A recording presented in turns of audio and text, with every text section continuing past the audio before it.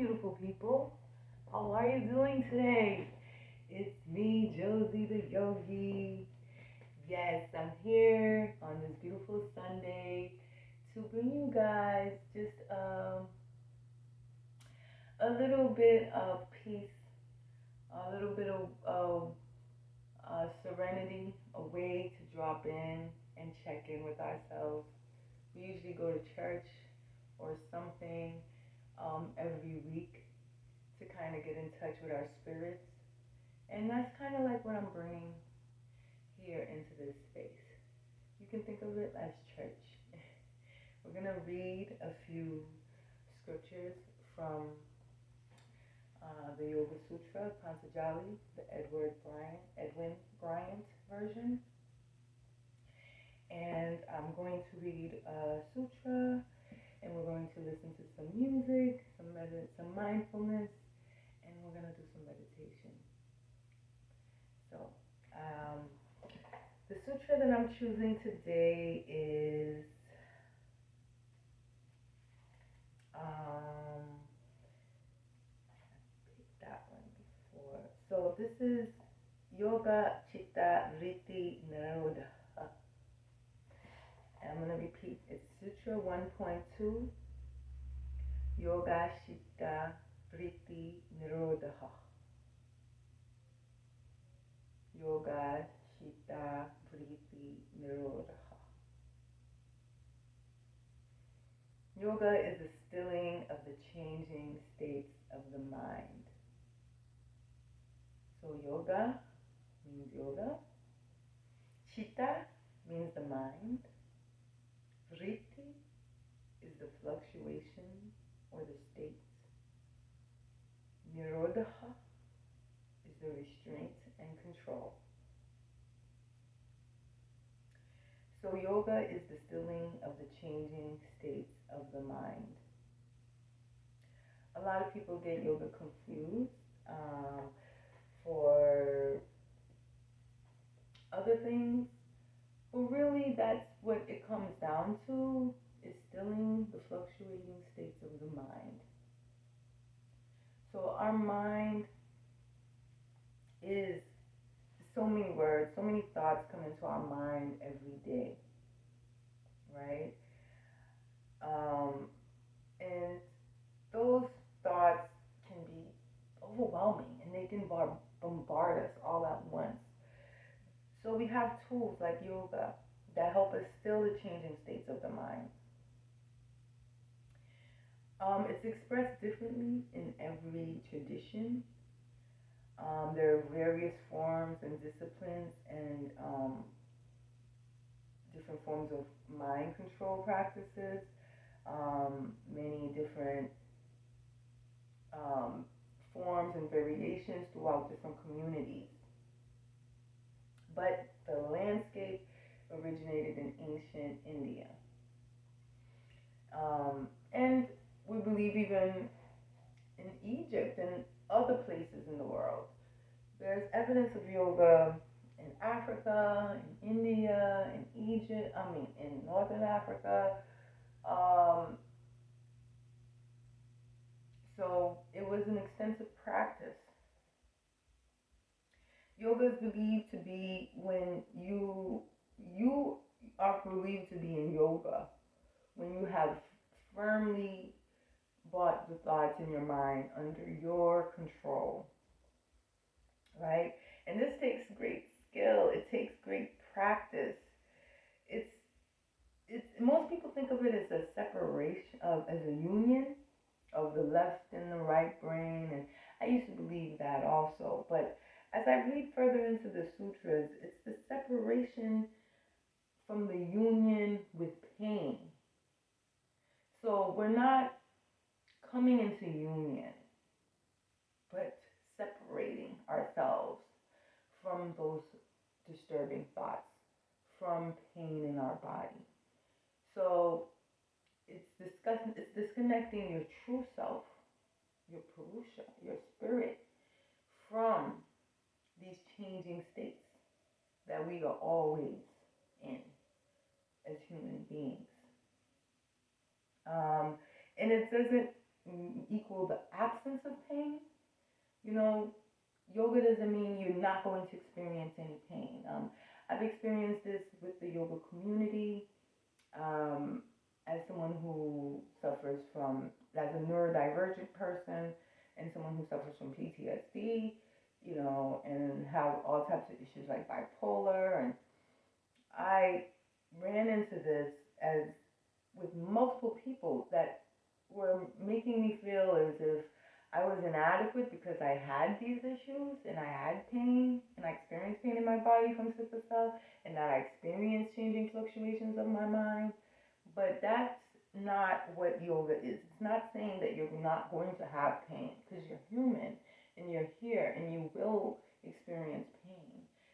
Pain is evident. Pain is evident. Pain is guaranteed that you're going to feel pain as long as you have nerves, as long as you have a human body with senses. But suffering, we choose to do that. We choose to stay in the pain. We choose not to disconnect from our thoughts. We choose not to disconnect from our body. It's not that it's our fault. It's just that we haven't practiced enough, or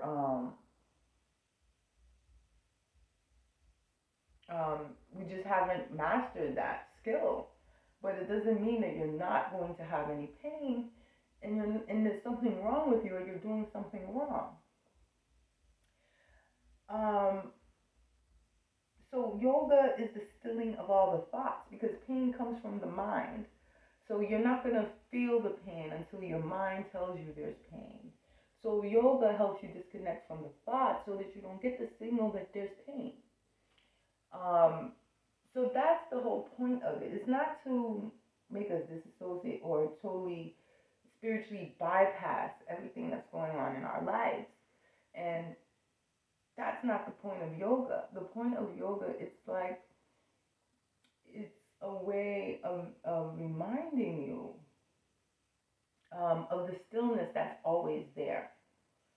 So you can go back to your life, live your life, but there's always a stillness that's within you, and we can access that stillness with practice.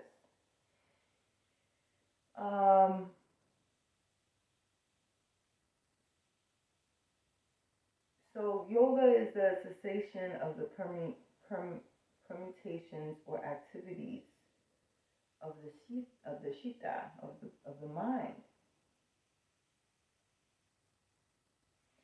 So it removes those activities so that you have pure awareness, that you can become present to the present moment without pain, without disturbance, without judgment, right?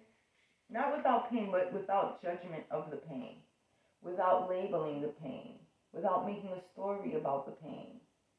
Just acknowledging that it's there, you acknowledge it, and you observe it, you recognize it, you accept it.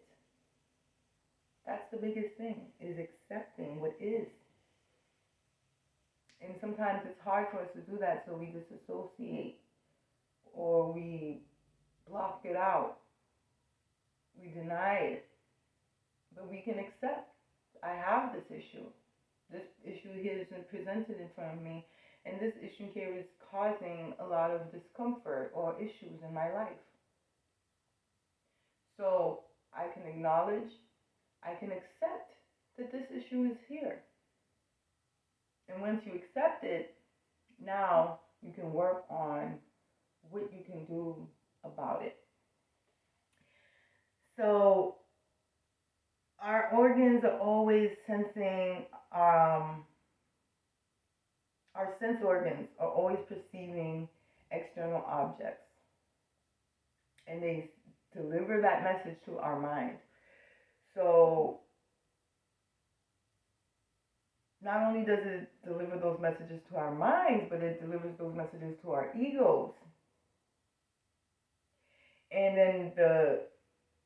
then from our egos, it delivers that message to our intelligence, which is the boss of everybody, our intelligence. And so if you allow those messages to get to your intelligence, the wrong messages to get to your intelligence, you can like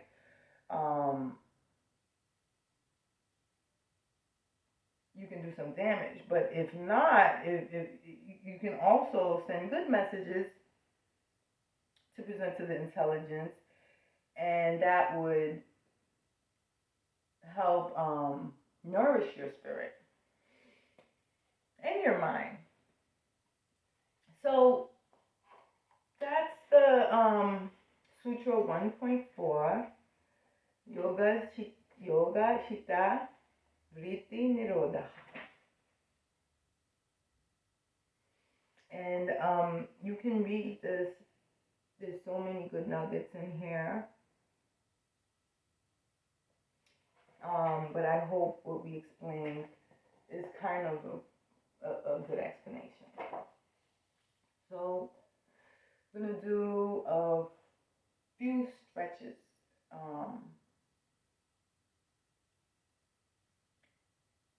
So we're going to do a few stretches here. So bring your, not a few, but one. This holds, I do. You can bring as many pillows as you like. And fold over as far as you like. You can get a strap, wrap it around your leg, your foot, and hold on to it. Or not. Or just let your body fall. And you can stay here for about 3 to 5 minutes.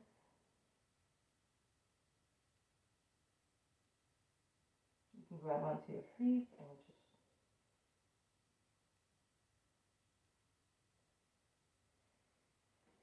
or you can just stay here. Imagine that within you is a spiral staircase winding down to your very center. Starting at the top, walk very slowly down the staircase, going deeper and deeper within yourself.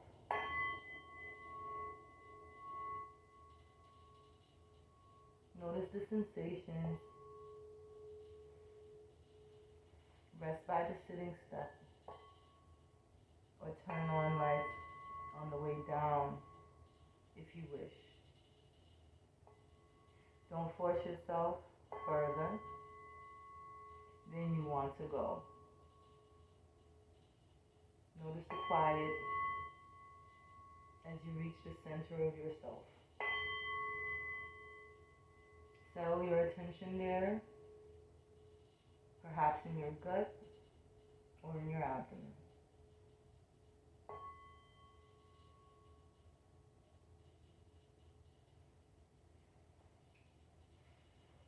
And we can sit here. You can do that for like 5 minutes.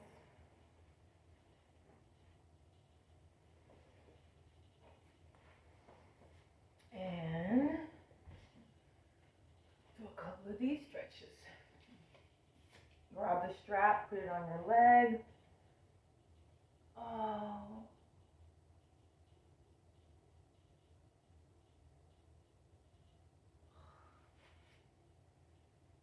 Just a few stretches.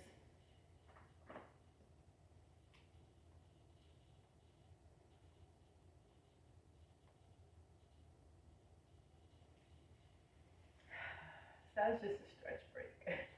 Now, we're going to do